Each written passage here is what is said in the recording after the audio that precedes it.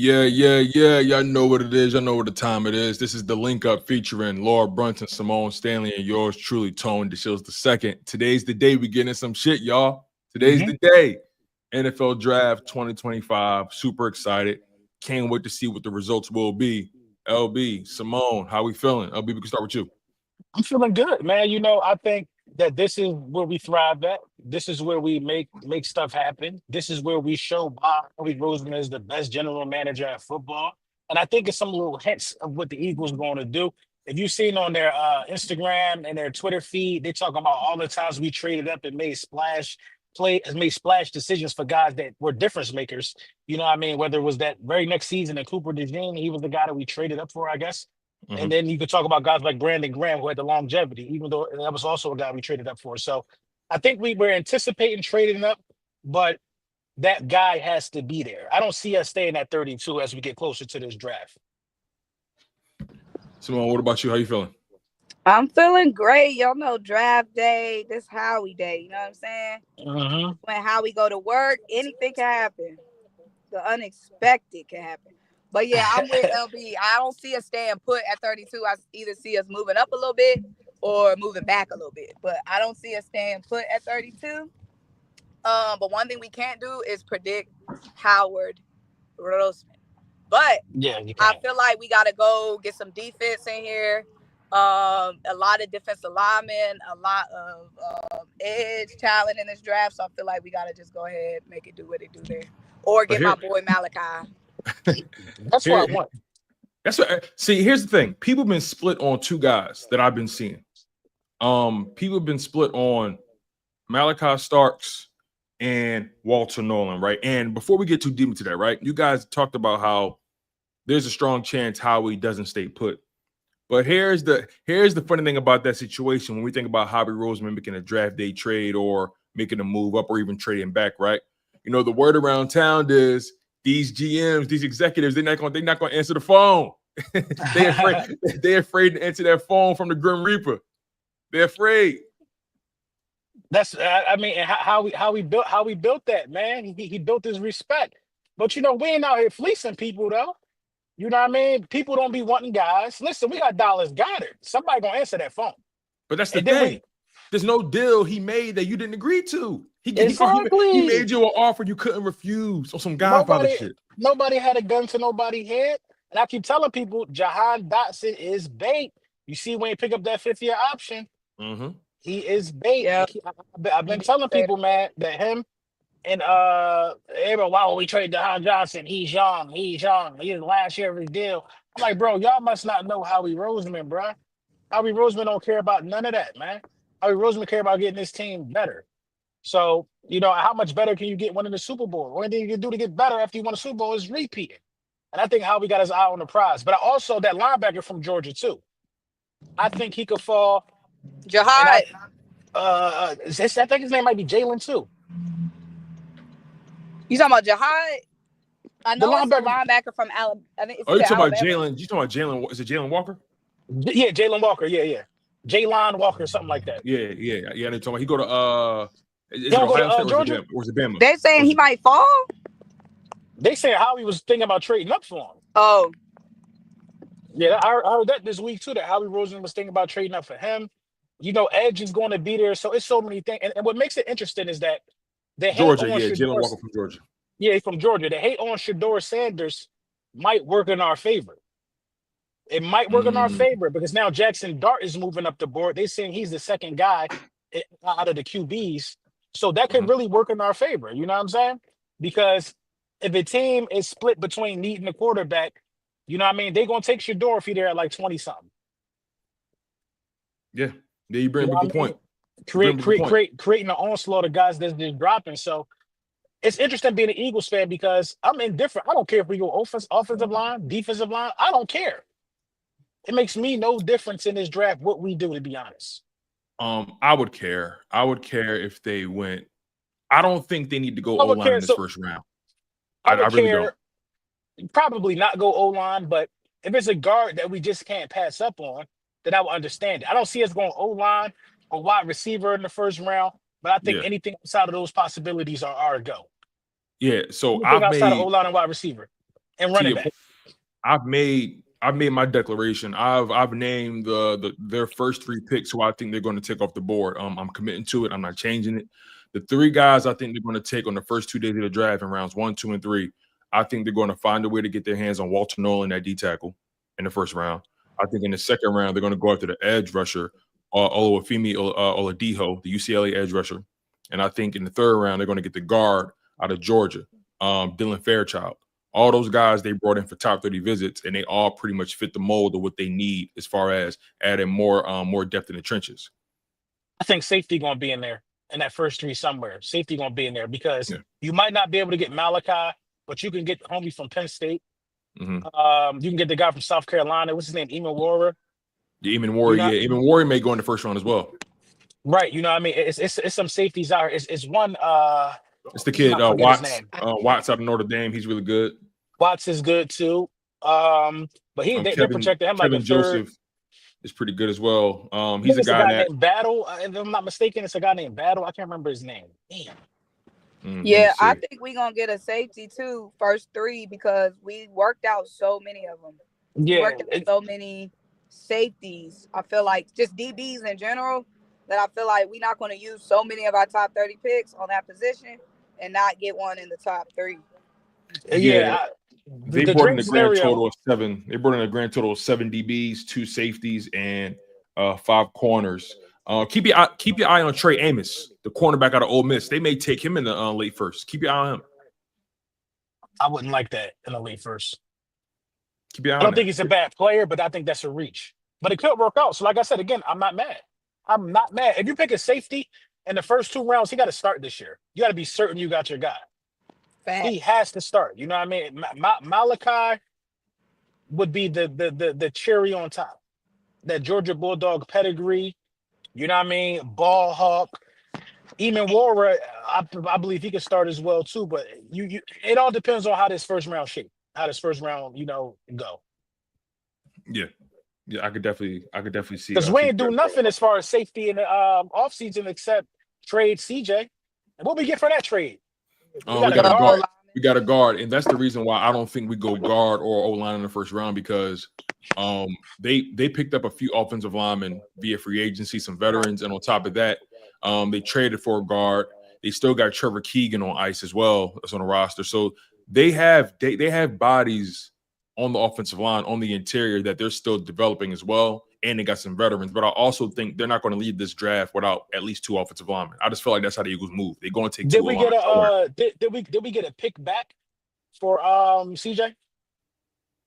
That's a good question. I'm not entirely sure. I would have to look into that. I feel like it was a guard in the 5th.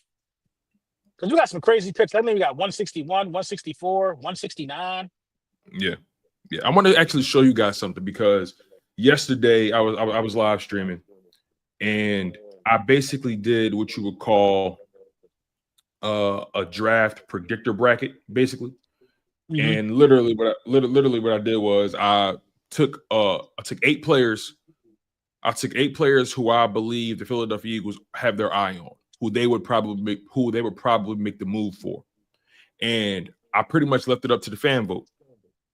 I allowed the fans to go by matchups. Malachi Starks versus Trey Amos. Who would you guys want? They chose Malachi Starks. Malachi Starks made it to the second round. I said, who do you want, Walter Nolan or Nick Scourton? They voted. Walter Nolan beat out Nick Scourton to make it into the second round. Then on the right side of the bracket, Donovan Izaraku, who's an edge rusher out of Boston College, who had an amazing season, 16.5 sacks, comes into the draft with a ton of pass rush moves. I really like this player a lot. Keep your eye on him in the late first. Maybe they trade back and get him early second. Donovan Izaraku beat out Josh Connolly Jr., the offensive lineman, to make it to the second round of the bracket. James Pierce Jr., the edge rusher out of Tennessee that people like but does have some off-the-field issues, he beat out Tyleik Williams, the D-tackle. And rumor is the Eagles are looking at Tyleik Williams as well. So as you can see, the bracket starts to take shape. Malachi Starks goes against Walter Nolan in that second round. People ended up leaning towards Walter Nolan. Donovan Izaraku and James Pierce, that was a close vote. James Pierce ultimately edged him out, and then people ultimately decided that they wanted to land on Walter Nolan. What I'm trying to say is a lot of the fans, for what I'm seeing, they're really leaning towards Walter Nolan, the D tackle from Ole Miss. Even though Malachi Starks is somebody they like, some of them believe that they have a better chance at finding a quality safety in the second round still if they pass on Starks rather than they pass on Walter Nolan finding a D tackle that can play at his level. So they're pretty much playing the numbers game, playing the odds game in terms of safety. What you're saying. This draft is deep at D tackle though. I think it's deep at edge as well. I think it's deep at edge for sure. It's deep at edge and it's deep at D tackle. But when you talk about the D tackles in this year, Walter Nolan is the cream of the crop. And edge, James Pierce Jr. is the cream of the crop too. I understand the off the field issues. I don't care about none of that. You know what I mean? You surround him with some champions. I think you'll get the best out of him. So I'm kind of torn. I actually forgot about James Pierce, man. I'm not mad at that pick at all. Yeah. Like it was real interesting because people was really rocking with Donovan Izaraku, then all of a sudden James Pierce had this late surge of votes and he edged them out. But again, I think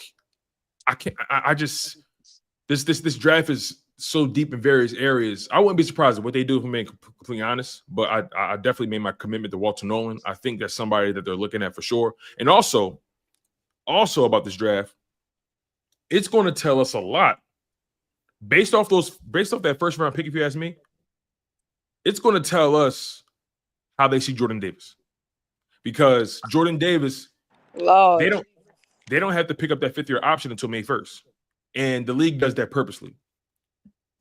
They have until May 1st to decide if they're going to pick up Jordan Davis' 5th-year option. If they draft Walter Nolan and don't pick up that 5th-year option, Jordan Davis is on the clock. That's not to say he won't get a contract, but he's on the clock. No, man. It's tough, man, because Jordan Davis really is playing like his best ball right now. And is he playing his best ball? He is, man. He played good in the Super Bowl. He played great in the playoffs. But is he playing his best ball? Because I feel like when we drafted Jordan Davis, remember, 13th overall, we didn't draft.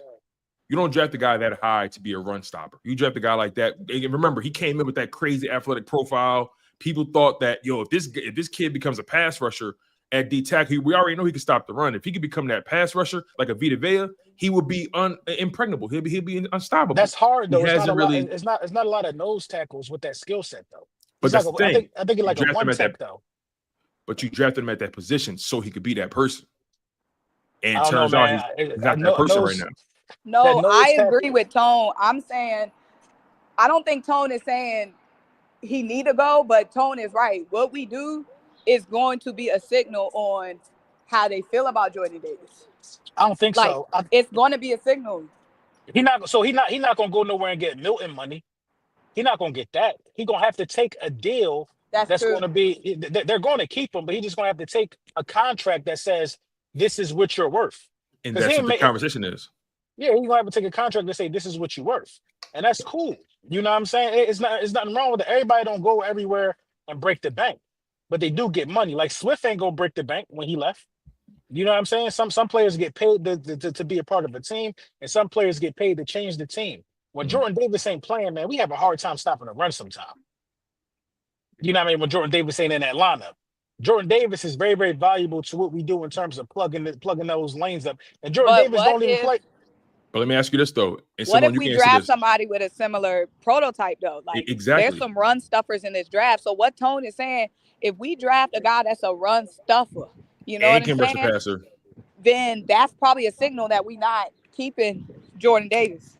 Because you got to ask yourself, is Jordan Davis irreplaceable? Is there anything he does that I can't replace? As of right now, he's a 2-down player, and he was rotating snaps with Moro Ojomo and Milton Williams. I was looking at the snap counts, and all their snap counts were pretty much the same, as a matter of fact, which is crazy when you compare it to Jalen Carter. All I'm saying is, although I love Jordan Davis, I love his personality, I love what he brings to the table, I see his value, but he hasn't shown enough value where they can say to themselves, I feel comfortable not taking a D tackle in the 1st or 2nd round, in my humble opinion, because I think he can find somebody to do what he does.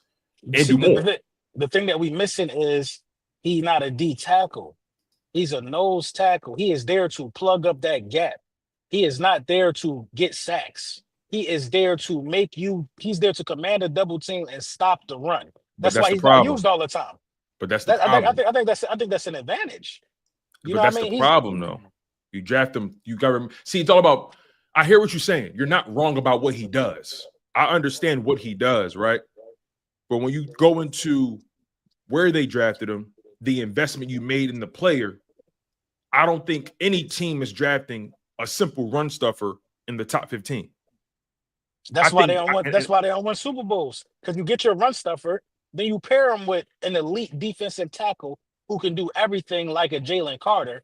Then you put other guys around this run stuffer, you know what I mean, who can rotate, you know what I mean, who has a similar skill set to Jalen Carter and your run stuffer, and you just got a good conglomerate of guys. So if you remove Jalen Carter, what are you going to do in 4-for-1 situations? I mean, if you remove Jordan Davis, you're weak in the area now. 4-for-1, you're weak in 3rd and 1 and 4-for-1 situations now. You're weak on the goal line now when you remove this player. You know what I mean? You lose size. You just lose a lot of stuff if you're talking about moving away from Jordan Davis. He's not going to get $100 million deal. That's why I think I think he's comfortable. He's not going to get $100 million deal. He's going to get like a 4 or 5 year $50 million deal. Ain't cool with that. I don't think the Eagles. Oh, let me ask you this then, and then we could probably put a button on this because I think we just see it differently. Yeah, and that's okay. If you had to ask the Eagles today, are they disappointed in the production they've gotten from Jordan Davis based off of where they drafted him? If you asked them that question, would you say that they would say, yes, we expected more, or B, we expected exactly what we got? I can't hear you, bro. I lost you, the audio. I can't hear you at all. My bad. You hear me now? Yeah, I got you. Yep. Yeah, I was getting a phone call. Based upon where they drafted him, I don't know, man. I don't know. I don't know how they would answer. I don't know what they saw or what they thought they was going to get from him. But he definitely never was going to be that guy that could play 90% of the snaps. You know, so they probably would say they disappointed. I'm just saying that it works because Milton Williams couldn't give you what he could give you. If you pigeonhole Jalen Carter to that position, then now you lose like being able to move him around. You know what I mean? I think it just works. He don't have to play all the snaps. You know, he just, you know, a nose tackle. And he has been getting in the backfield a lot lately. Yeah. So, you know, I think so. My thing is this. I think his game is coming to a curve. I think he's catching up now. Look, I don't mind if we keep him. I don't mind keeping him and paying him a reasonable amount, by the way. I love him on his team. I know what he does. You know what I mean? Because I'm looking at some of the comments, and I think people have what I'm saying misconstrued here. I know what he does, and he does it very well. I see the value. I know the value in what he does. It's very important. I've made the claim that Jordan Davis is arguably the most important piece on his defense because of the way he anchors the defensive line. I've made that proclamation. But we've seen 3 years of Jordan Davis where year one, he got hurt, so we couldn't really see the true form of what he could be. Year two, conditioning was a real problem. Couldn't stay on the football field. Ran out of gas after the Bills game. Year three, his conditioning was top-notch because they had their rotation perfect. And we saw him have plays here and there sporadically as a pass rusher. He got to the quarterback a couple times in the playoffs. We've seen Jordan Davis really turn it up in the playoffs, right? All I'm trying to get across to the people is that this is the off season. We're talking business now. We're not talking feelings. And the reality is, although the Eagles like what Jordan Davis brings to the table as a run stopper, it's going to come down to what he believes he's worth versus what they think he's worth. And that's going to be the problem. I think that's going to be the problem. The problem is somebody definitely on another team is going to overvalue him, and that's probably why he'll go. Because he's coming from a championship pedigree. And that's what I'm trying to get across, because I don't see the Philadelphia Eagles overextending themselves to keep him. I don't see it. Because you know what they look at it as? Jalen Carter's the guy. We could find somebody to pair with Jalen Carter. That's how they look at it. But nonetheless, though, I think we got to the point of it, though, that ultimately this decision in the draft, I don't think it's completely exclusive from what could. I don't think it's completely away from Jordan Davis's future. I think, but you see that a little bit differently. But you know, I think overall, though, this draft is going to tell us a lot about the decisions they make going forward. I think we all can agree to that, though. But let me ask you guys this, though, because You know, we talked about Walter Nolan. We talked about various players in this draft. Is there anybody on this draft board? Is there anybody in the draft that you believe has the highest bust potential? Like somebody who I think that I personally don't see it. That we looking at, or in general. You can do both. The guy that we're looking at with the highest bust potential. That's tough, man. That's tough. I would have to go with didn't we bring in Amos? Trey Amos, yeah, we brought him in, yeah. Yeah, we brought in Trey Amos. I think Trey Amos might have the highest bust potential. You know what I mean? That's just me just throwing something at a wall, because you never know who's going to be a bust. And I think overall in the draft, I think it's Travis Hunter. I think it's Travis Hunter. Yeah, I actually think he's going to be a bust. Ooh. And Shador. Not both of them. Oh, not Shador's watch. Not Shador's watch. Not Shador's watch. I think they both going to be busts. Why you have to throw him in there? Not Shador's watch, LB. Travis Hunter. Travis Hunter is delusional. That's why I'm gonna say. Oh Lord, you don't got him started. Somebody's deciding to call me right now. I think he's really delusional because he think he could play both sides of the ball. He's really saying that if they won't let me play both sides of the ball, then I ain't going. His mindset already is already bust worthy. He ain't saying I'm gonna do whatever is expected. He's saying if they don't let, like, who the hell are you? And then it's Shador. I think Shador got high bust potential because I just don't like Shador's arm like that. He could throw the ball, but I thought Cam Ward was your guy. I thought Cam Ward was the guy you thought was the bust. I don't see superstar in none of these guys. Why you have to? Got it. I don't see it in none of these guys, bro. I don't see it in none of them. You talking about just quarterbacks? Yeah, I don't see it in none of them. I even look at Jackson Dart. He might be the one for real. I don't see it in none of them. I actually think Shador's gonna be good because I think people are putting too much. I think people are, and this is kind of like the Jalen Hurts thing, right? People get so wrapped up in, oh, he could throw at this arm angle, and he could throw with this amount, or he could throw at the ball this far. And what I see from Shador Sanders is a guy that's accurate, a guy that's tough in the pocket, a guy who stands tall in the pocket even when the O-line is not playing well, a guy that's turned around 2 different programs. I mean, I see a guy who's battled adversity on the football field. He turned around the programs and did what? And had to carry those programs. He turned around the programs and did what? Where'd they go? Come on now, Colorado. It's not hate. They had won one game before him. The year before, they won one game. Colorado won like one game. They was like in the dog. The season before they won one game. Say again. That's why you guys' jersey retired. Well, I personally don't agree with that. You getting off track. Yeah. He's staying on the track. I'm saying. No, he deflected Symone. That's what it is. I'm saying. There's no debate.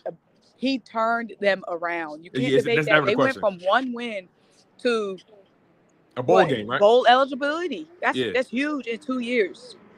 Okay. That's real huge for a whole program. And they still didn't, and they had no offensive line, no running game. It was really taking 11 sacks a game and still doing that. That's crazy. It's crazy. I just don't believe. So I don't believe in none. I don't like Cam Ward's mechanics. I believe Shador got great mechanics. Shador footwork better, and that's why I think Shador has a higher chance to be a better player. Because again, these draft analysts, they get so wrapped up in, oh yeah, he could throw the ball on a string. He could make the ball do tricks. Like he could. They get so wrapped up in that instead of is the dude accurate? Can he deliver the ball from point A to point B? Can he go through his reads? Is his footwork tight? Like it's the simple things they overlook because they get so wrapped up in these sexy ass topics. And the reality is, quarterbacking is more simple than what they like to make it. I just don't think the mental. I don't know about the mental toughness. I feel like one thing you can't question about him is the mental toughness. Shador Sanders, right? He had no offensive line. I ain't seen the adversity, Symone. He ain't go through nothing yet. How can you say he didn't go through anything? He went to a program that was nowhere near on the map at the time, turned them into now when they had won in the past, but when he came there, they were having losing seasons. went to Jackson State, took them to the bowl game, the championship twice, back-to-back years with guys, then went to the Pac-12 level. They were saying, oh, he's not good enough for the Pac-12 level. He was playing in the FCS. He's not good enough for the FBS level. So he had to face that adversity of taking a higher jump from FCS to FBS, went to the Pac-12, turned the program around, have them bowl eligible for the first time in decades. Adversity that he had no offensive line. The real adversity is this year. Hold on, but also the adversity of all the scrutiny. Like, the man is mentally tough because all he has gotten is scrutiny for his last name for the past 4 years. He had Daddy next to him the whole time. Daddy not here right now. Daddy not going to be here at this Daddy level. Gonna be there. That's what I'm saying. Daddy ain't going to be there. No, Daddy he gonna be there. He gonna be at arm's reach. He ain't going to be at the locker room. He ain't going to be able to go to game planning. Daddy going to be at Colorado. You know what I'm saying? Daddy going to be at Colorado. Daddy ain't going to be there this time, man. The adversity of when they throw you in that game, now you're playing against grown men. And that's what I think a lot of these guys are missing, that you are playing against grown men now. And a lot of these guys are missing. So for some reason this year, I think they're missing it. Like the level of scrutiny that Jalen Hurts went through, he won't survive that. He won't survive that and go win a Super Bowl. He won't survive that. I don't see Based that. off what? Based off what? I think it depends where he goes. Based off the way he carries himself, he won't survive it. He carries himself the same way Jalen does, with confidence. No, he don't. No, he don't. With confidence. No, How does he not carry himself with confidence? The difference is he carries himself with confidence for sure, but he don't carry himself nowhere near the same way Jalen Hurts does. I was going to say the difference is one is the silent type, and one is more one is a little bit more louder with his confidence. Jalen ain't never coming out here saying, I'm gonna do this, I'm gonna do that. If you want to change your program, you need to draft me. Right. All I do is this, all I do is that. Jalen talk and he say very few words after he proved you wrong. Dude ain't do it yet to be talking like that. Does he not say I'm a winner? All I do is win. I know how to win. That's basically the same thing Shedor's saying. All I've done is win on the college level. So what's the difference? My only problem is I don't like that. And that's even different. That's different. That's different. I can't compare this guy to Jalen Hurts. Jalen Hurts went to Oklahoma, Alabama, Nick Saban, a finalist for the Heisman. We talk it's levels. It's levels. I'm saying he has the same was crucified. Confidence. He has the same. He's displaying the same confidence. Arrogance is different than confidence. Everything he's saying is a fact. He said I went to 2 different programs and turned them around. That's a fact. Right. That is a fact. So what's wrong with him saying that? That's a fact. I'm gonna be honest with you. He ain't said nothing crazy. It's because of who his dad is. Let's be honest. Shedeur Sanders said because let's be honest. Baker Mayfield was talking crazy when he got drafted. Manziel was talking crazy. Like it's guys that's come through here that's talked with way more brashness than Shedeur Sanders. Didn't Baker win a Heisman? I don't know. Did he? That's a good question. I'm not entirely sure.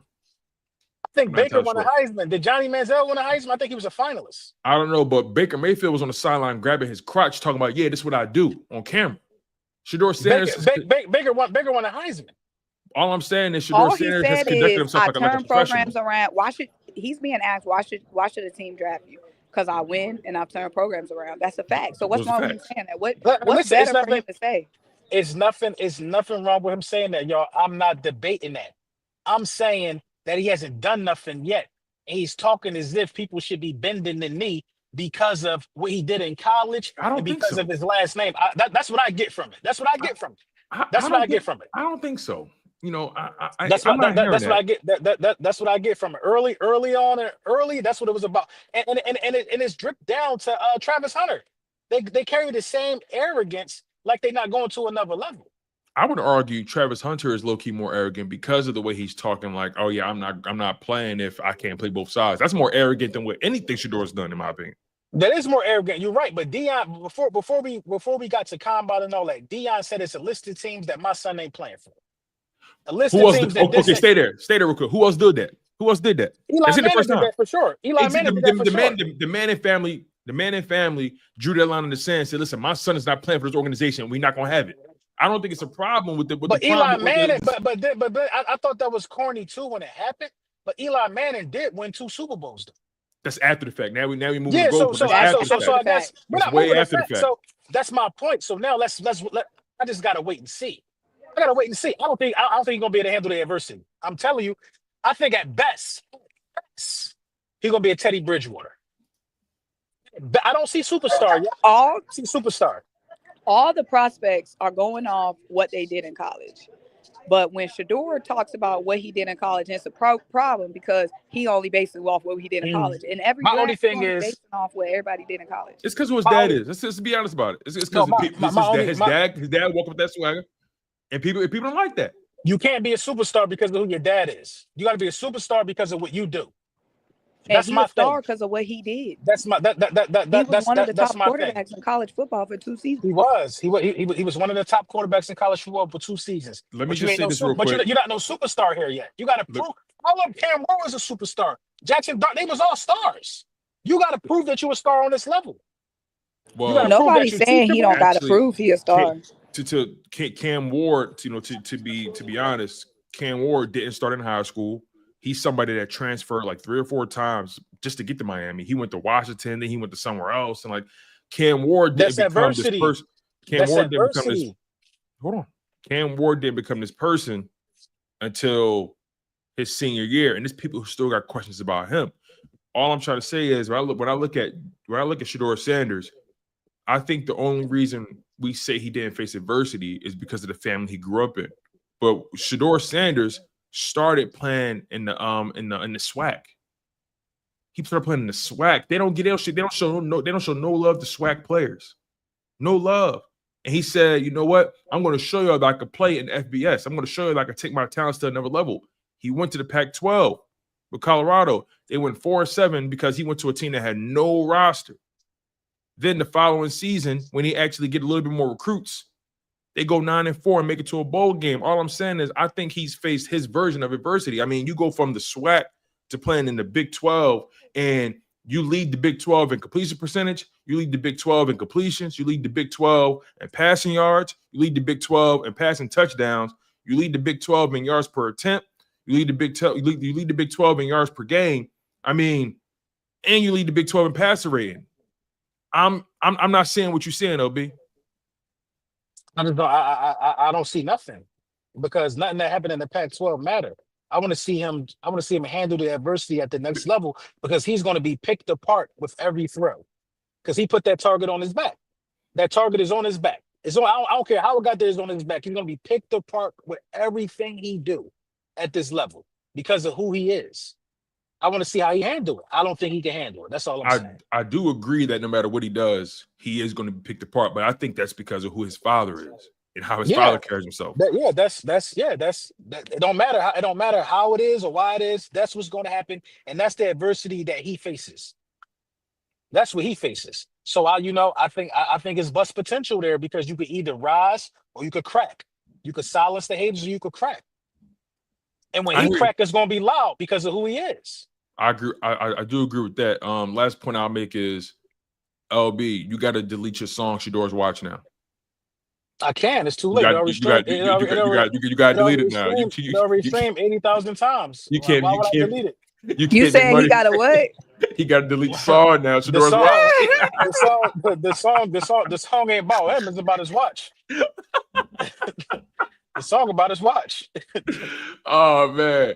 The song ain't called Shedeur's Game. It's about the watch.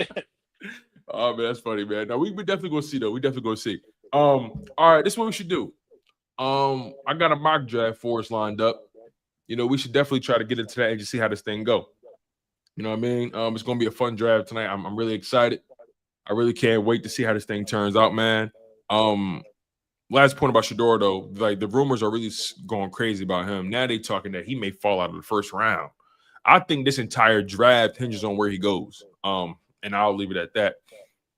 And this is the thing. I see people in the comments, they mad. They like, y'all only mad because he black. And y'all want no scrutiny against a black quarterback.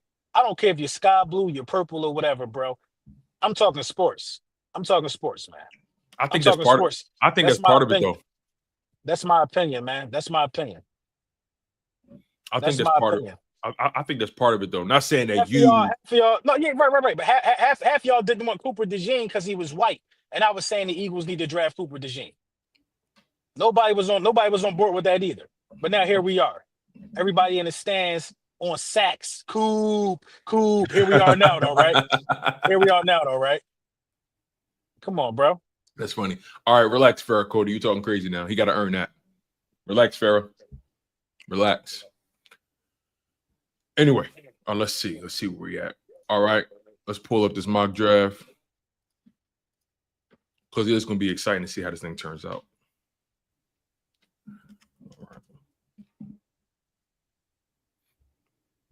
All right. So where are we? How far are we in? We 36 minutes in. All right. Let's do a 4-round mock draft. And just to be certain, we want to put the speed on normal or slow. I can keep up with it if it's normal. Slow is like guaranteed that nothing will get past us if we don't. So it's up to y'all. I mean, it's only 4 rounds, but I think normal is reasonable. Like I can let it go, then pause it. We can look at what we see. Normal is cool. All right. So let's pick the Eagles right here. Make sure you guys smash that like button. Make sure you guys are subscribed to the channel. This is the official Linc Up YouTube channel featuring Symone Stanley, Laura Brunson, and yours truly, Tone DeShields II. Make sure you guys stay locked in on that. If you guys are watching the show after the fact on your own time, we appreciate that as well. Make sure you guys leave a comment below. Let us know what you think. Let us know how you're feeling.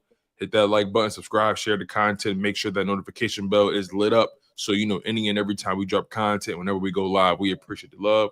We appreciate the support. All right, let's get this thing going.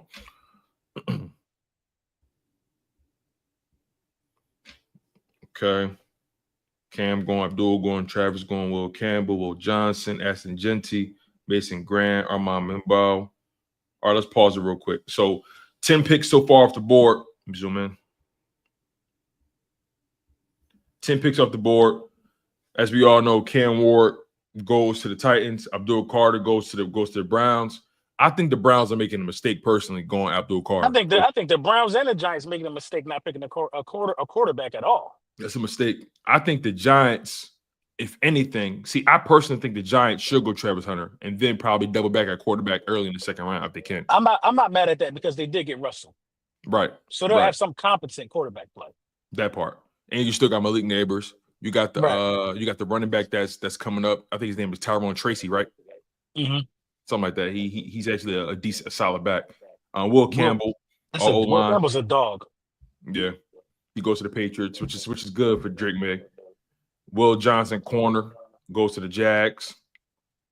The Jags are one of those teams where I feel like they be needing everything. I never know what's going on with them. Aston Genty to the Raiders. I'm hearing the Raiders may not go Genty, even though I thought he was at first. Who do you think will end up with Genty? Whoever want to change, whoever want an offensive star. Honestly, I just hate the fact that people are saying that he's Saquon-esque. They said the same thing about Bijan. He's Saquon-esque. I'm like, how? I would argue the closest is probably Bijan, but neither of them are even scratching Saquon's impact yet. The only person that's Saquon-esque is CMC. Yeah. I think Bijan is approaching like. I actually right now personally I put Jahmyr Gibbs ahead of Bijan right now, personally, but that's just me. But it's not too far ahead. Mason Graham, D tackle, goes to the Jets at pick 7. Panthers go O-line, Armand Mimbo. Saints go Ted McMillan. See, I've been hearing Shador either was going to go to the Saints. There's a rumor that Steelers may try to get him. Remember, Steelers ain't got the Jets ain't take Shador or the Saints. Steelers need to get the Jets signed Justin Fields, remember? So they may not feel like they got to reach for a quarterback. Right. And they paid him, I think, what, like 3 years, $30 million, or 2 years, 20. I can't remember. Taking a wide receiver, that don't even make sense. They need a DT. They need a quarterback. Or edge or quarterback. Yeah. And then Bears take Kelvin Banks Jr., which is not a bad pick, offensive lineman. I've also been hearing like if Genty falls, the Bears may take him. I kind of like that a little bit. I don't see him falling to 10. You know what? The Bears actually might do that. I actually like that move though. The Bears get your quarterback and running back. You got receivers. You got a tight end. I Their don't. defense wasn't that I don't want bad. him to fall. I don't want him to fall to Dallas. That part. Who? Yeah, I don't think. Genty. I don't think he makes it past Chicago. I don't think he does. Yeah. All right, let's let this thing keep going. Shit, I can see the Panthers doing it. Okay. Shedeur. Whoa. Somebody trade okay. it. Stop it. Pause it. I'm about to pause it right here. Hold on. Let's recap this. So Jalen Walker goes to San Fran. Bengals trade up. They swap picks with the Cowboys. Bengals trade up to get Shamar Stewart.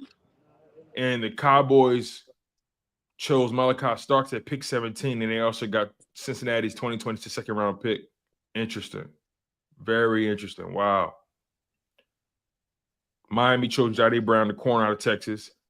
Coach choose Tyler Warren out of Penn State. I could see that. I could definitely see that. Okay. They need a damn quarterback. I ain't gonna hold you. Who, Colts? Who is that quarterback? Yo, somebody said the Colts are a dark horse for Shedeur Sanders. They got the dude, Anthony Richardson. Yeah, Anthony Richardson. Yeah. Falcons take Mike Green, edge. Steelers trade up ahead of the Cowboys to get Shedeur. I can see that.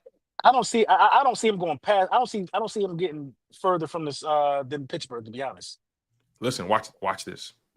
I think this is what happens. Now I'm gambling. Of course, I'm predicting. The word is damn. Even more gone. The word is George Pickens is on the trade block, and that one of the reasons they traded for DK or was DK a trade or a signing? It was a trade. One of the reasons they traded for DK and gave him that money is because there's a chance they may consider moving on from George Pickens. As talented as he is, his contract is coming up. And they look at it like we have a hard time investing in this player's temperament. And I understand that. What if they package, because who they trade with? The Cardinals? What if the Steelers find a way to package their 21st overall pick with George Pickens, trade up to get Shedeur? Shedeur, he'll have a defense, he'll have DK Metcalf. That's interesting. Got the coach, the coach and the organization, the legacy. That's interesting. That's interesting. Cowboys take Malachi Starks at safety. Seahawks take wide receiver. I could definitely see Seahawks going wide receiver. They don't have Tyler Lockett anymore. They traded DK Metcalf. All they have is Joseph Smith and Jigba. They definitely could use another weapon. I can see them going wide receiver. Buccaneers go safety, Nick Emenwari. Broncos. Who's on the board? So on the board we have left, and remind you, we're at pick 21 here. On the board we have Derek Harmon, D tackle out of Oregon. Michael Williams, edge out of Georgia. Josh Simmons, tackle out of Ohio State, offensive tackle. Tyler Booker, guard out of Alabama. Jahad Campbell, linebacker out of Alabama. Walter Nolan right there. Walter Nolan is right there. Now, what's funny about this is Walter Nolan has been rising every time I do a mock draft, because earlier on he was flirting around pick 32, pick 31, pick 33. Now I'm starting to see him get taken early 20s, mid 20s. I think you good. I think I don't know if I would trade here right now. Right, and plus we have to give up a lot. We're at pick 32. That means we're trying to get up 10 spots at least. And just resume it. Let's see. All right, two picks just happened. Harmon, D tackle, Markel Williams, edge. Okay. Now we look at these other teams here. Green Bay, I don't think they go D tackle.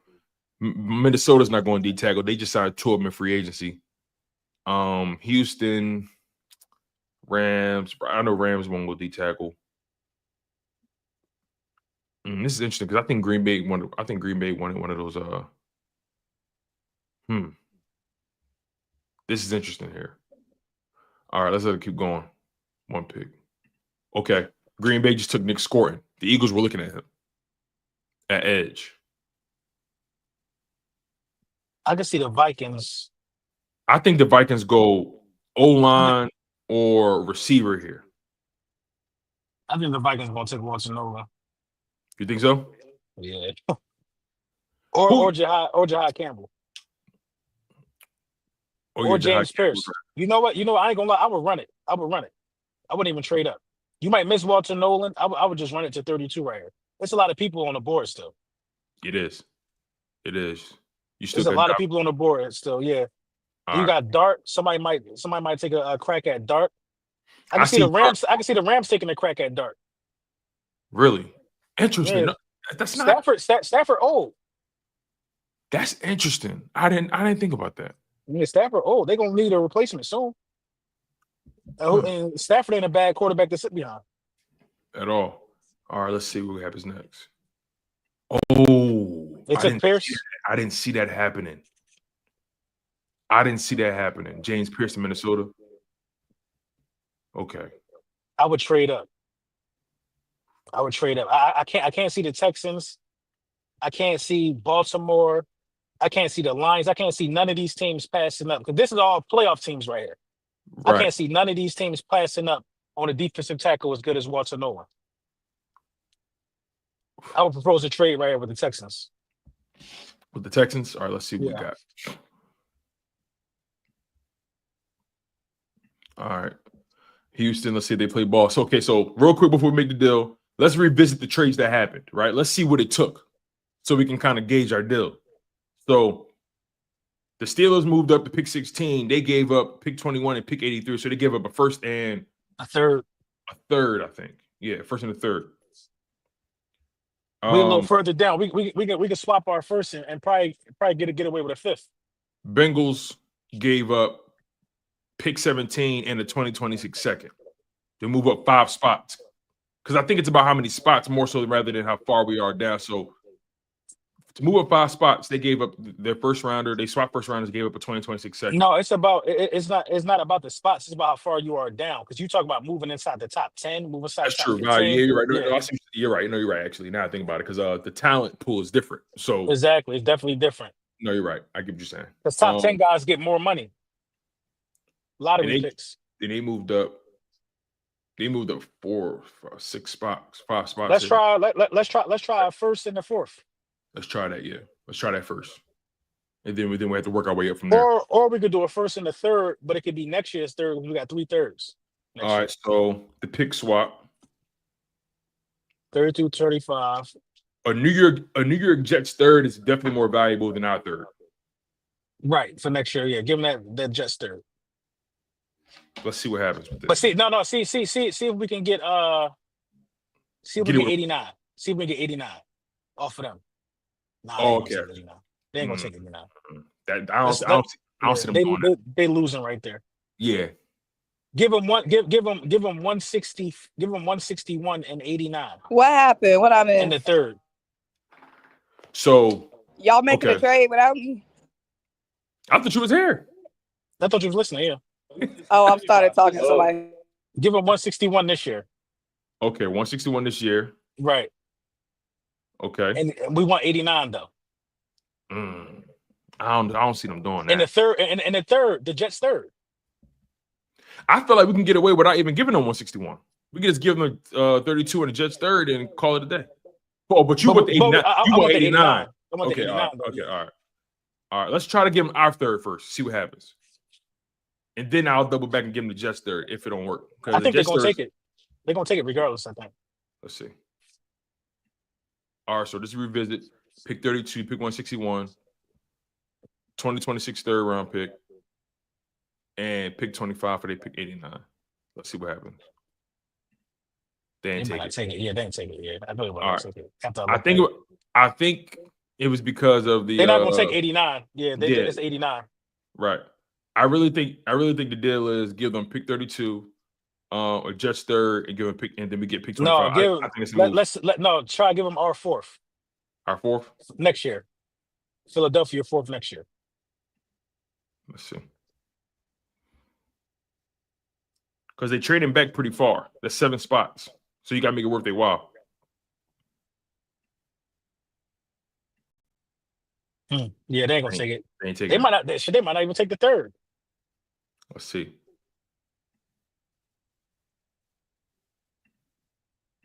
I think a second round pick will get it done. But let's see the third round. No, second round pick absolutely gonna get it done. But that would be ludicrous. Yeah, I'm not giving them our second this year. It'll only be the second next year. I'm not giving them a second next year. That's ridiculous. For 7 spots, a first and a second.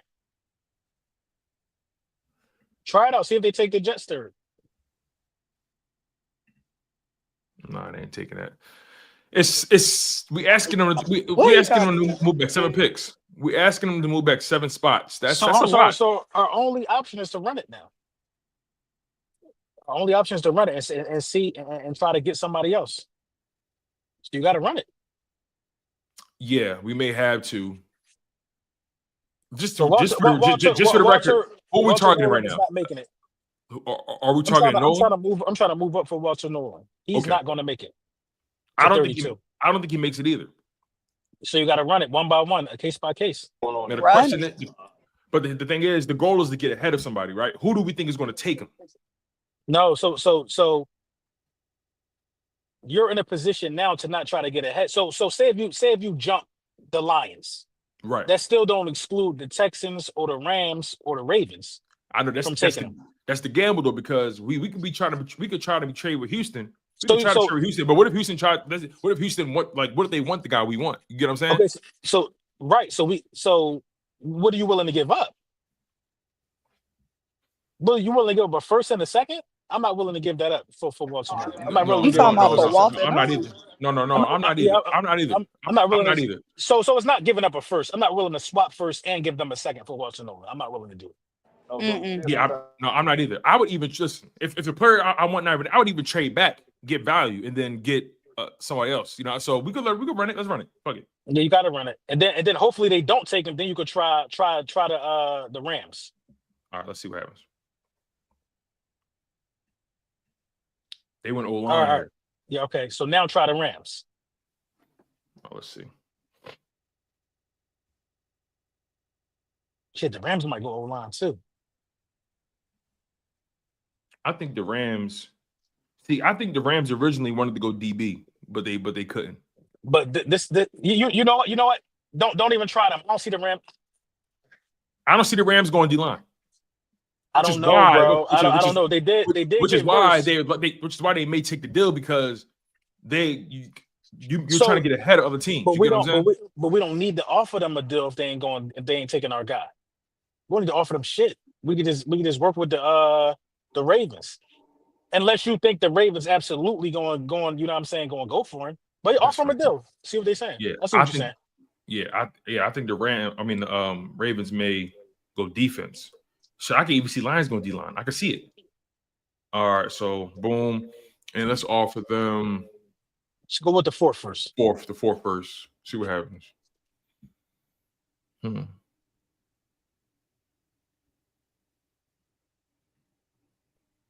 Rejected. Okay. If they don't take the third, I'm not. That's the only option is the third. Yeah, if they don't take the third, then I'm not gonna make the deal. Or you can give them or you would have to give them a third, and okay. So let's try this. They ain't gonna take it. Let's see. You gotta throw in one of them 161s, man. We got 161, 164, and 165, and 168. Yeah, we do got a lot right there. Yeah, you got to throw one of them, man. And we're only doing a 4-round mock draft anyway, so right here. Give them one. Yeah, it don't matter which one, honestly. Let's see. Nope. All right, fuck it. Let's let it run. Did y'all? Oh, they took Davin Zaraku. I didn't see that coming. What time is it? All right. Yeah, I didn't see that coming. It's getting sticky now, bro. Nobody accepting no trades right now. It's too much meat on the bones. Yeah, I didn't expect Donovan E. Yeah, let it run. Okay, hold on. Josh, they went O-line. Okay, hold on. We right there. Nobody right here straightening with us. They gonna take them, bro. You think Washington takes them?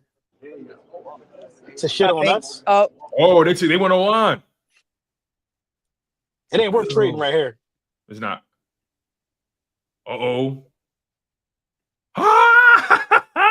fell right to us. Got him. Oh man, that's Sorry, I'm cool. I don't want no deal. Oh, now y'all want to make a trade. Yeah, now y'all want to call my phone. Wait, what they trying? Oh, yeah, they trying to make us go. Oh, wait, they trying to make us I ain't go trying to go back that far. Give me Walter Nolan right here. That's the pick. We ain't had to move nothing for it. Oh, Giants won Jackson Dart. See, told you. They got Travis Hunter, and you got your developmental quarterback in Jackson Dart. I think that's what they're gonna do. Jags and Amari and Hampton. Pats with Gray Zabel. Pats went O-line, heavy. JT, okay, went edge.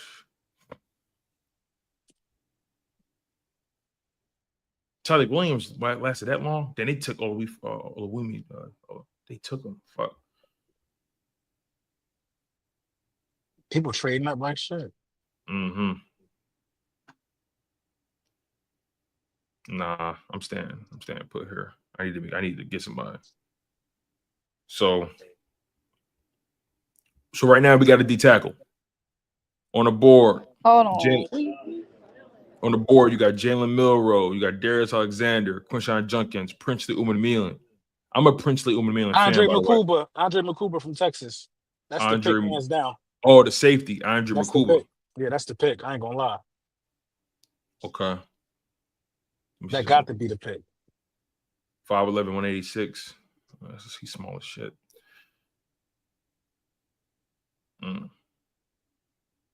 I think, me personally, I'm not saying we got to pick him, but I think the person who's going to end up being one of the best safeties in this draft is Kevin Winston Jr. He got injury issues, though. That's who you want to take? We ain't got to take him, but can you scroll up a little bit? Yeah, he got some injury stuff. He got hurt this previous season, but the dude can play. They say he has like I like Darius Alexander too. Or took our D tackle from Toledo. Yeah, we got a D tackle already.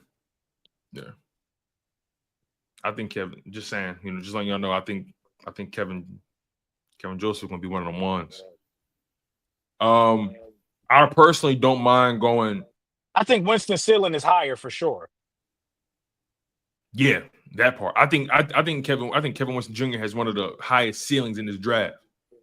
And guess what? He got hurt and still was looked at as a second round pick, or second or early third, or late mid third. I ain't mad at it if you want to go there. Let me see something real quick, because what's the chat saying? The size profile is 6'1", 215 compared to 5'11", 180. 5'11", 186. Like, small dude.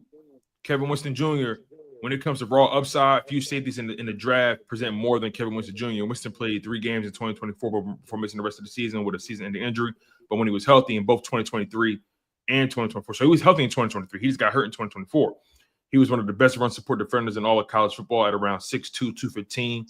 With over 32-inch arms, has the size and range to overwhelm outside runs, so he can play the edge. He could get down in the box. Pause. Tackles like an apex predator in space, along with his obvious early down appeal. Winston has upside in coverage. His brand and mobility lends well to quick transitions and explosive closing reps, but he's still learning how to manage space. You know what, man? And he's 21. He only 21. Just to let you know. So who offering us a pick right here?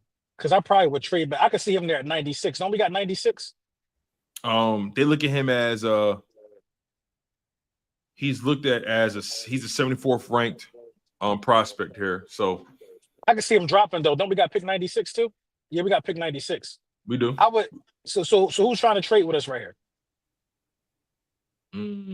So you're trying to trade back? I would have to manufacture one. No, we don't got to manufacture one then. I thought somebody was already offering or something. They did, but I declined it by accident. I would instead of declining. Who the hell is that edge rusher? Him right here? Yeah, I don't know. He went to Ole Miss. He played with Walter Nolan. So they got chemistry. In the SEC, Ole Miss had one of the best defenses in college football last year. They had Walter Nolan, J.J. Peggs, Trey Amos, Princely Umanmielen. They had one of the best pass rushes in college football. What is profile looking like? So Princely 6'4", 244, a raw athletic score of 899. The dude is a tank. 17 and a half sacks last season, 26 tackles for loss over the past 17 and a half sacks last season? Over the past 2 seasons. Over the past 2 seasons. Yeah. 26 TFLs over the past 2 seasons. High motor. We lost Sweat. I think that could be a good rotational piece. And I never heard of him. I didn't even do no looking up on him, but he could ball. He could ball.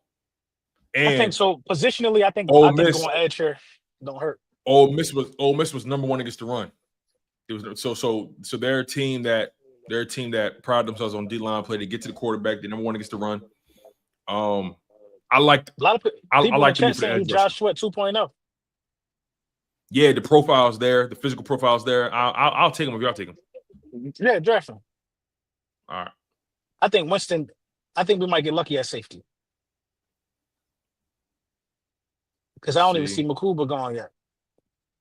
That's a good point. Andrew McCoy, he just left. He just went. Yeah, just got taken. Oh, Jalen Murray went to the Cowboys. Okay. He may. Let me before I speak too soon. They're gonna do it right in our face. Before I speak too soon. Oh, they took him. Right in our face. Ravens took him. Right in our face. Ravens took him. Okay. Alfred Collins is a dog from Texas. I'm gonna be honest. I think right here, I might have to go tight end right here. Terrence Ferguson out of Oregon. Good ball. What cornerbacks are left? Corners. I like Elijah Arroyo from Florida personally with the tight end pick. I don't like his health. Like he's somebody that was regularly hurt, like more than just last season. Ransom. So it's going to be some safeties here. So I ain't mad at tight end. Terrence Ferguson is a dog. 6'5", 247. The raw athletic scores 932. The dude is an athletic freak. Can block. All right, where we at? This 3rd round. Boom. Terrence Ferguson, that tight end. I'm not mad at our pick. I'm not mad at our pick so far. I like Terrence Ferguson. Yeah, Elijah Arroyo, he went right after that, so. Sure did. And I bet you if we would have took Elijah, they would have took Terrence Ferguson. And I think we would have got the worst end of that deal. Something about Arroyo don't really resonate with me. It's the health, and I just feel like he's just not going to be. Okay. If he lasts, is us? No, Billy Bowman, safety, Oklahoma. Oh, he just got taken. He just got taken by the Chargers. Just got taken.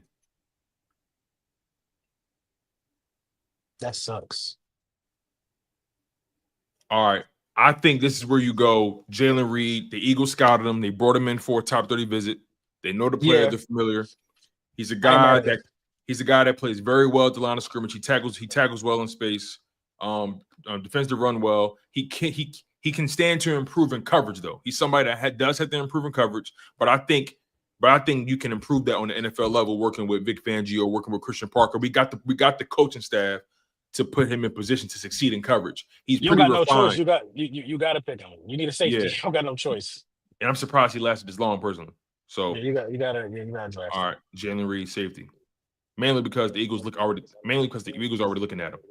So they like him. All right. So this is our 4-round mock. I'm not mad at this personally. I'm not mad at it. You can't be mad at that. If you can get Walter Nolan, you ain't have to trade up for him. Let me screenshot this because this shit is entirely possible. This is very possible. This is a very likely scenario. And a lot of it is predicated on the guys that fell, the guys that slipped. Yeah. Yeah, and the Eagles are not afraid to draft 2 guys from the same school. We know that. We know that. You know what I mean? Mm-hmm. So, Symone, what you think? How you feeling?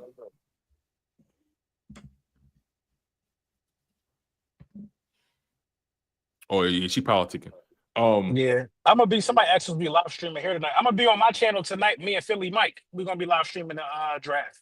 Yeah, and me and my man, Coach Marcus from Pro Fan Talk. We're gonna be live tonight as well. So you guys got options. Make sure you guys go check out Laura Brunson and Philly Mike. Make sure you guys go check us out as well. Make sure you check everybody out. You go check everybody out. Symone gonna be at the draft. Yeah, Symone actually gonna be there. So make sure you guys lock in with her. You know what I mean? Symone doing big things at the draft. So that's gonna be real. That's gonna be real exciting to see. Real exciting to see. So make sure you guys. I like that though, man. Send me that screenshot. Oh shit, I can screenshot it now. Damn, so. Yeah, I like that. I could just put it in there. Whatchamacallit too. A win is a win. A win is a win. This is a win. You can't be mad at that. If you could get Walter Nolan, I'm gonna look up this Princely fella. He's good, man. He's good. I'm familiar with Terrence Ferguson and Jalen Reed, so I like this. These are all guys that seem like they could be Eagles. Yeah, for sure. For sure. All right. Before we get out of here. Y'all did good. Okay, Mom. You heard her. Y'all did good. We did good. No, because I couldn't hear y'all, but I like it. What y'all go? Tackle, safety, edge. Tight end. Tackle, edge, tight end, safety. Yep, tackle, edge, tight end, safety. See, I know y'all. See, I know y'all know what y'all. That was only 4 rounds, right? No, I ain't gonna. That was pretty good. I can't front. That was pretty good. All right, before we get out of here, though, just to take the edge off. Yo, what's up with y'all, man? Shannon Sharp, man. So what you make? What's up with him? He got Snow Bunny. We're trying to That's tell. what's wrong with him. And they told him that, like Monique told him, stay away. Everybody told him stay away. Cat told him. Wait, hey, listen, what Cat say? Cat said they'll get your monkey ass in 2 weekends. And that's the thing. He did it. First of all, I got so many other different opinions about it. I just think it's disgusting. Because he like 55, 56. He's 57, bro. Like, my first thing is, why at 57 are you even entertaining a 19-year-old woman? Bro, there's nothing that me at this point in my life has anything. I'll be 38 tomorrow. I have nothing in common with most 30-year-old women. Bro, when I was in high school, I didn't understand seniors that went after freshmen. I thought that was nasty. Yeah, it's like it don't even make no sense. But when you got the bag and you got all of this other stuff, it's not about having things in common anymore. You know what I'm saying? It's boring. Some of these dudes is nasty, bro. Just nasty, bro. Like, that's nasty, bro. There's nothing at 30. Me personally, there's nothing a 21. I'm 30. There's nothing a 21-year-old can say to me. There's nothing you can offer me. Then you on wiretap sounding crazy. You on wiretap. Marlo Stanfield on a wire just saying anything. And Shorty been building the case for years, it sounds like. Bruh, brick by brick. Brick by brick. Everything he say. He talking about something. I might choke you in public. I'm like, what are you talking about? Like, what are you saying? Why are you saying that? Why are you saying that, bro? Why are you saying that out loud on the phone? That's what I'm saying, bro. It's and then the thing is, though, everything leading up to this moment, is his whole character being called into question, because just think about how he already communicates and the things that he's been through leading up to this point. People already look at him as a freaky ass dude. Yeah, I mean, but with the IG live with Michelle, remember that? Right. You know what took me out, bro, was the apology, the statement,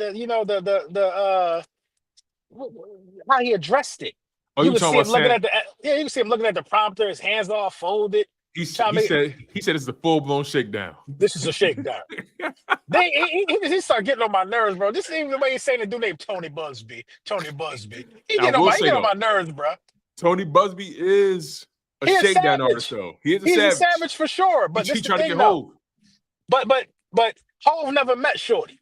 Hov never was around Shorty. That part. You know what I'm saying? So for him to even bring Hov's name up is crazy. Like your situation, the whole situation, I wasn't even in the same state. Shorty was flat out lying. Right. You actually are talking about it's consensual. It should be nothing consensual with you and a 19-year-old, bro. Right.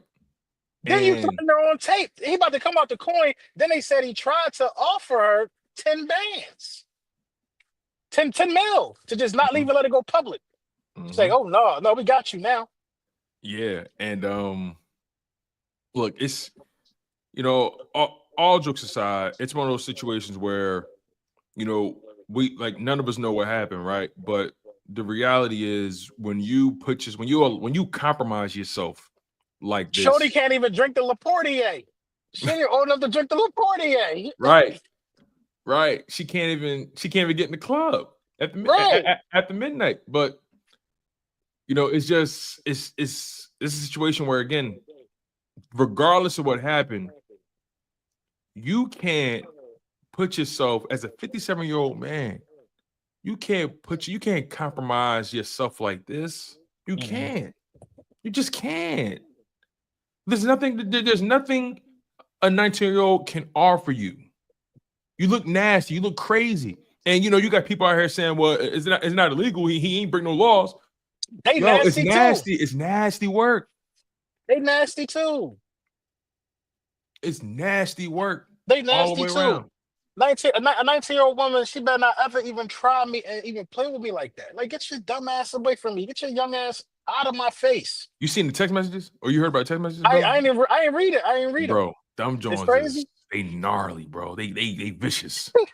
I'm about to read it when I get done this. I got nothing to do right now. Bro, what she say? She said something like, she said, I want some of that black baby gravy. Come on, man. Bro, drawn. Did he release that or she released it? He released all the messages to kind of prove that it's consensual. It's consensual. But here's the thing though. Regardless of, because she apparently liked it rough, right? But my thing is, regardless of that doesn't exclude you from assaulting her if there was a night where she didn't want it like that. Right. You know what I mean? Like it's not that simple. So like it's a character assassination all across the board. None of us know what happened, and I feel bad for all parties involved personally, because it could have been avoided if somebody would have just turned their freak down. Just act your age, bro. You could have got age. You could have got you like a bad 40-year-old. There's so many of them out there, bro. Right. You could have got you a bad 40-year-old, even a bad 35-year-old. You know what I mean? You could have got you a full-blown grown woman who ain't gonna try to like tear you down and take you down, bro. Bro, I don't get it, bro. I seen people try to compare it to the Tracy Ellis Ross situation. I'm like, yo, what's her situation? Basically, Tracy Ellis Ross said, she's past the point of dating men in her age exactly, because she feels like they have certain expectations that she's not ready, that she doesn't want to meet. She doesn't want to have kids. She doesn't believe in like the whole traditional homemaker woman thing. Like, she's a very independent woman who's got her own money and she wants to live how she want to live. So her mindset is she dates younger guys, right? Tracy Ellis Ross is 44, I think. Or no, Tracy Ellis Ross, I think she's in her early 50s. But when she was talking about it, she basically a sugar mama. She just yeah, right.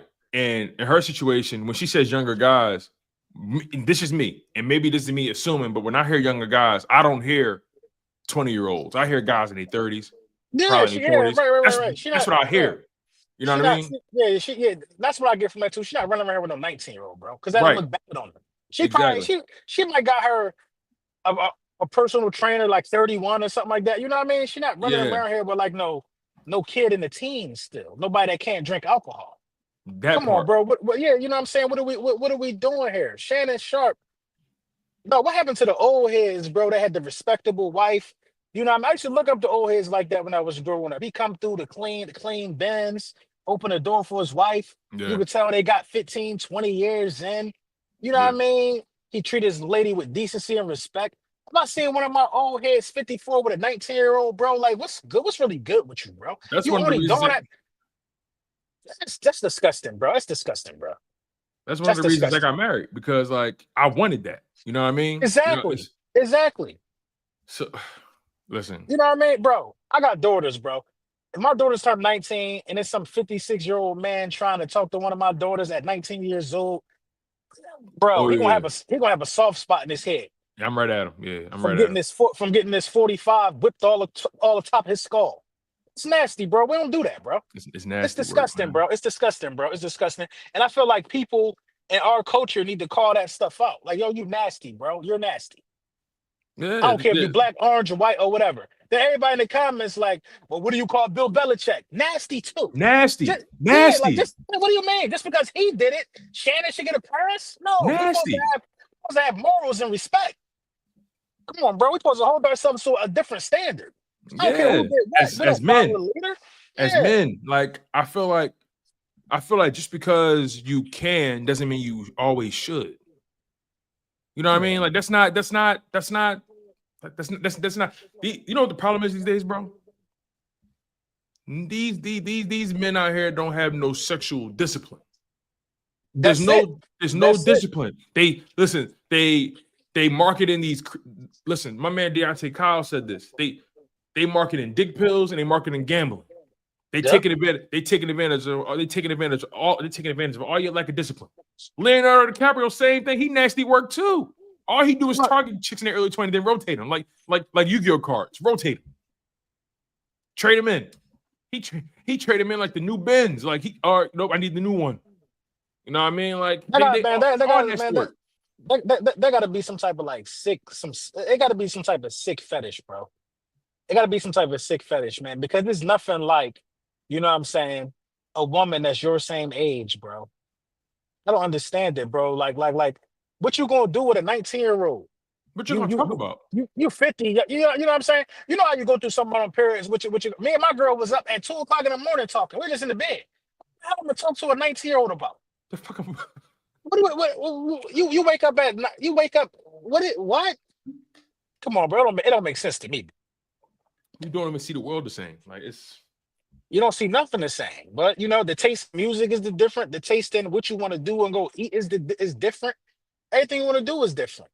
Yeah, like. But I just man, it's weird, man. To each his own, bro. I don't subscribe to that. I don't support that, bro.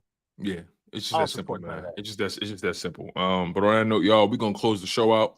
We appreciate y'all for locking in on the content. It means a lot to us. Goes a long way. Tonight's the night we getting some shit, man. It's the draft, baby. It's the draft.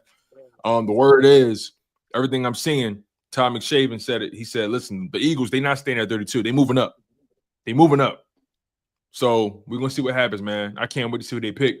Before we get out of here, LB, who you think they're gonna end up with? Like, who's the person that forget who you want? Who you think they ultimately gonna get? Nolan. I think it's Nolan, man. I'm feeling like it's gonna be Nolan drafted the first pick by the Eagles. Me too. I ain't mad at it. I ain't mad at it either. I ain't mad at it either. At all, man. On that note, y'all, we appreciate y'all. We love y'all. Make sure y'all smash that like button. Make sure you guys are subscribed to the Linc Up channel. It means a lot to us. This channel doesn't grow without the people. Also, if you guys are listening and watching after the fact, make sure you guys stay active in the comment section, okay? That helps the show grow as well. All of you guys watching the show after the fact, we appreciate y'all. So make sure you guys stay locked in. Make sure you guys continue to stay locked in. We're going to try to get back with you guys as soon as possible to recap this draft. So yes, sir. You'll probably see us next time on Monday or Tuesday. But we're going to try to get back to you guys as soon as possible because we want to make sure we really tap into this draft class, all right? The draft is Thursday, Friday, and Saturday. We'll see how things turn out. You guys have been tuned into the Linc Up featuring Laura Brunson, Symone Stanley, and your guy, Tone DeShields II. We out of here, y'all. Flag was flying. Go Birds. Go Birds.